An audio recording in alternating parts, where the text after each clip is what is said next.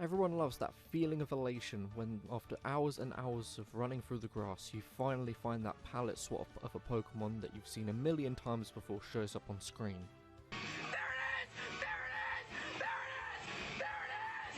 Now imagine putting in all that hard work finding it, using it on your team, and when it faints, you have to release it.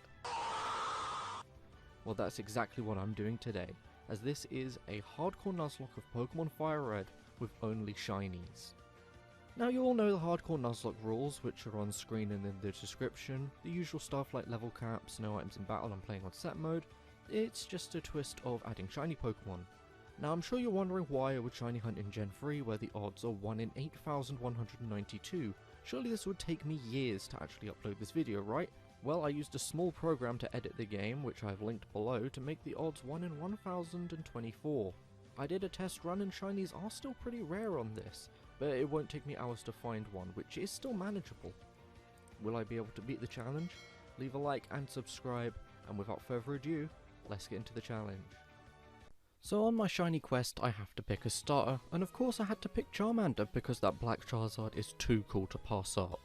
It's not good against the first two gyms, but luckily this isn't a solo challenge. It only took me 9 resets to get a shiny Charmander, and it's adamant nature as well, which means our special fire type attacks aren't as good, but we can make it a physical attacker. I beat the rival and got the Pokeballs so I can finally start the Nuzlocke, heading to Route 1 to catch a Rattata. On Route 2 I caught a Pidgey. Route 22 I caught a Spearow, and my final catch for this section is in the Viridian Forest where I caught a Caterpie. This really felt like I was narrating Professor Oak's challenge just then.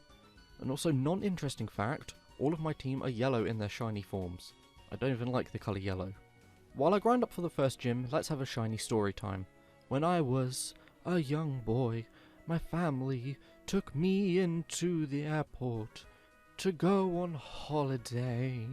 And while playing Firered on my way around the airport, I found a shiny Weedle. Now despite being a stupid child, I didn't knock out the shiny. I instead ran out of Pokeballs, which is even more heartbreaking. If you have any horrible shiny stories, put them in the comments or tweet them at me, because I want to know that I'm not alone in my pain.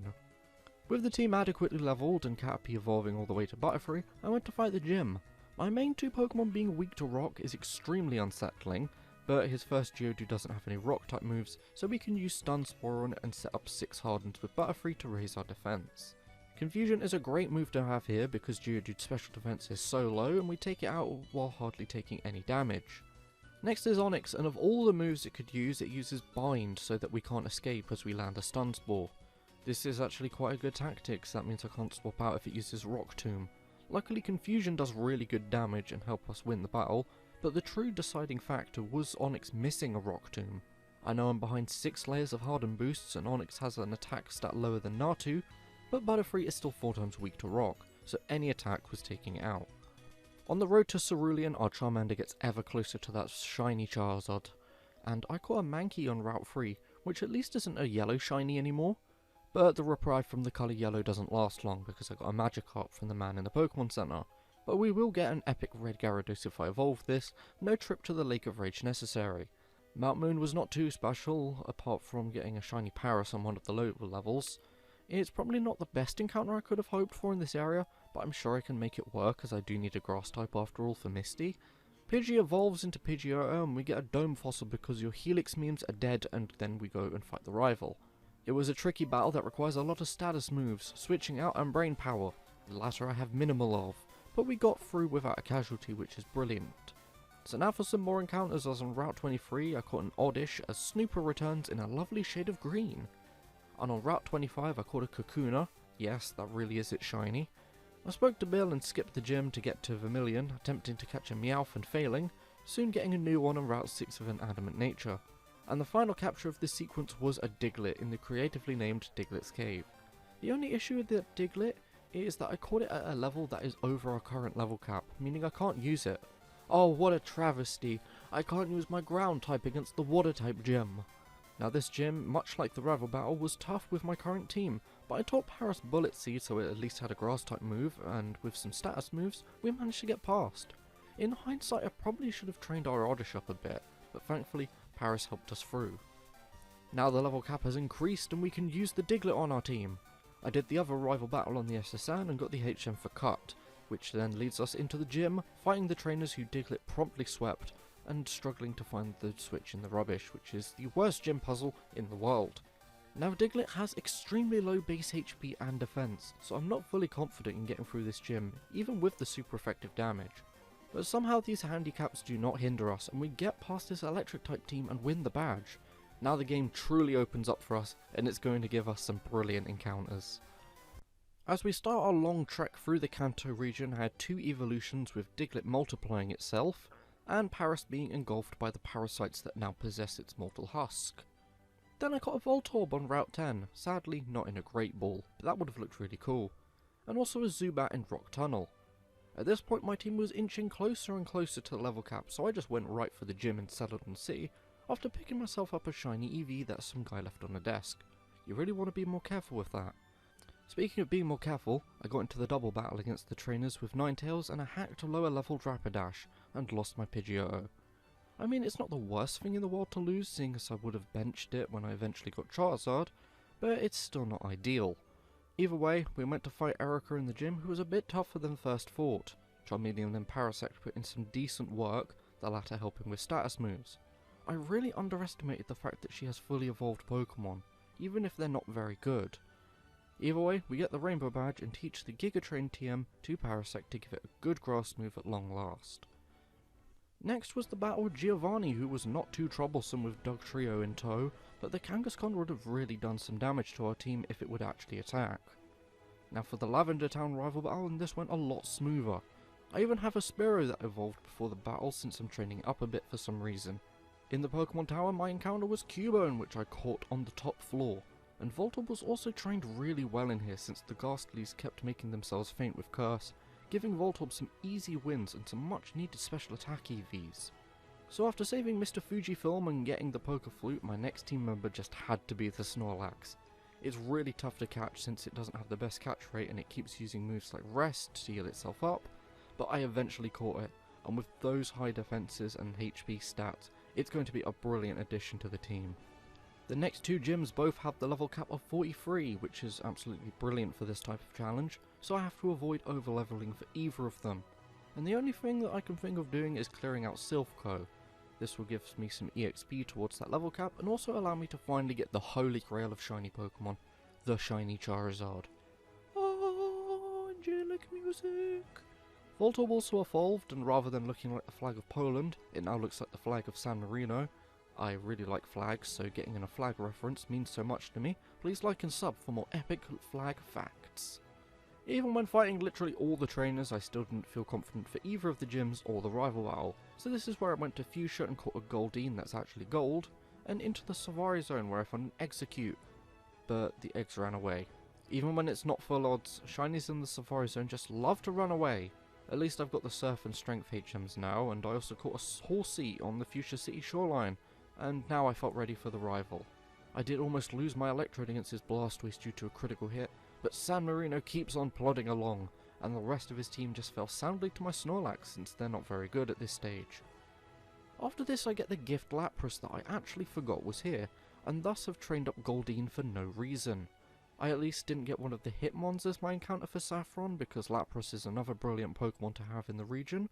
Lapras is definitely going on the team for sure, and especially after me struggling against Giovanni, as his team was higher leveled than I remembered, and in my defense, I have the memory of a Goldeen. So now we have the battle against Giovanni, and his team was a lot higher leveled than I remembered, but then again, I have the memory of a Goldeen. This caused Dugtrio to be the first casualty we endure in a while.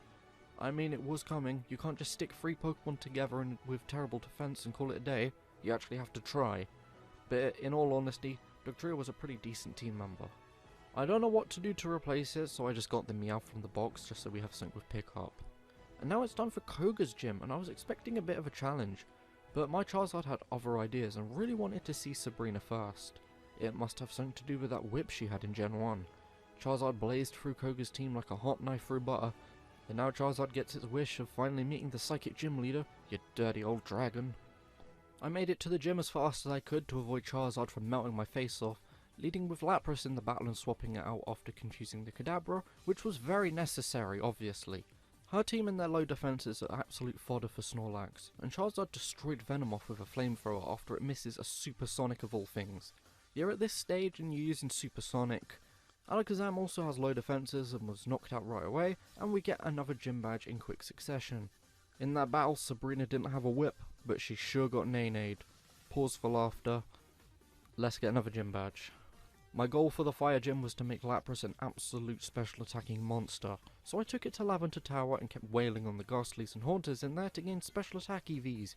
This is an incredibly big brain play from myself because I hardly ever use EV training, and now I try to do it in my challenges to prove I'm at least somewhat a competent Pokemon YouTuber. Lapras is also going to be a key component in the Elite Four since I gave it the moves Ice Beam, Surf and Psychic to cover all bases, so I've got to have it as good as possible. The only thing that did worry me in this gym was getting a damage roll on Arcanine that didn't knock it out right away. Those damn Ghastlies scammed me out of some more power! And just to make sure we can beat the last gym as quickly as possible, I trained Lapras to the level cap. There's honestly not much to say here. Lapras is just really strong and has the super effective Surf, and hardly takes any damage from the few times it actually got hit. It was an extremely easy badge to obtain, and then again, Giovanni is rarely any trouble at this stage. It was harder to beat him in the Silphco, why didn't he keep his Kangaskhan? So before the Elite Four, I had to beat the rival again. The only thing that gave me a bit of worry in my head was that the Alakazam has really high special attack, but it's also got really low defense, and Snorlax has really high attack and high special defense, so I think we've got a counter for it there. Victory Road wasn't really interesting apart from training my team to the level cap, and then giving our team a few new moves, like Thunderbolt and Thunder Wave on Electrode, and Brick Break on Snorlax. Also adding Persian to our team, having trained it in attack since it's adamant natured. Having enough Pokemon in my Pokédex to get the item finder for items like Leftovers, and the Matcha Brace was extremely helpful. How do you think I'll do in the Elite Four? Leave your predictions below and in the chat if you're in the Premier. Also, hello Premier chat. And let's see if I can beat the Elite Four. So against Lorelei, I lead with Snorlax since I trained it in attack, and it has a fighting move, pretty self-explanatory. But it wasn't enough to knock out Dugong with one shot, but we do take it out after it was healed. Cloyster loved to use Protect and set up spikes, but with 2 Brick Breaks that we eventually got through, and we take it out as well. For Slowbro I switched to Body Slam, and it was also a 2-shot, but we're on pretty low health with Snorlax. Lapras takes us into the red, so I have to swap into my own Lapras since we resist its moves. My own Lapras gets confused as we keep hitting it with Psychic hoping for the special defense drop. We did confuse her and Lapras as well and got it into the red, and it took itself out with confusion, very helpful. Finally, as her Jinx, and after landing a Surf, we get put to sleep. But we do resist all of Jinx's moves, so we're in the clear to just wake up, land another Surf, and win what was a pretty easy battle, to be honest. Moving on, and Bruno is always a bit easy, but will he be as easy as that? So I led with Parasect, and his first Onix lands a Mighty Earthquake for 5 damage. Ooh, I'm shaking in my boots. We put the following Hitmonchan to sleep and land some slashes, but when it wakes up it lands a counter which takes Parasect to 47 HP, so I had to swap it out, and then take out the Hitmonchan as he then sent in Machamp. I swap into Charizard and Machamp luckily misses an initial Rock Tomb which could have been terrible. But after we land that fly it uses Scary Face. Halloween is nowhere near, so this obviously didn't work out for it. Hitmonlee went down to 2 Flamethrowers and last out his Onix. Now obviously I thought, oh it's just an Onix, it will be easy, and sent in our weakened Parasect. Well, a double edge took us to 2 HP with a critical hit, and I thought, oh well, I'll outspeed it, no worries. Well, there were worries, as Parasect was outsped and taken out. Our first Elite Four casualty, and it was Parasect. I mean, it wasn't going to be too helpful later on anyway, so I guess if anything fainted, I'm glad it's Parasect, but I would have rather nothing fainted. But you know what, a parasitic host really did the most. Agatha time, and this is where Psychic comes in handy with Lapras, while the first Gengar has other plans as it sets up Double Team and Toxic. We do one-shot it next turn, but the Toxic is a really bad sign for my main counters to her and the next trainer. Golbat gets one shot and Arbok survives in the red as Toxic is taking its toll. Her second Gengar comes in and I have to keep Lapras in as it is our best bet for defeating it. Gengar lands a Sludge Bomb taking Lapras to 30 HP. Luckily we can beat it with a critical hit Psychic and get the Leftovers heal, but can we live the Toxic damage? The answer is a sad no. Lapras has fainted, and Charizard comes in for the cleanup, but that Lapras was my one-way ticket to beating this challenge with zero fuss at all. Now the rest of my team has to face Lance, and this has me a lot more worried than I was before the Agatha battle, but then she had to Shinoble my Lapras, so I'm pretty upset. We still have some heavy hitters in the roster like Electrode, who swiftly takes out Lance's Gyarados, and next is the first Dragonair of 2.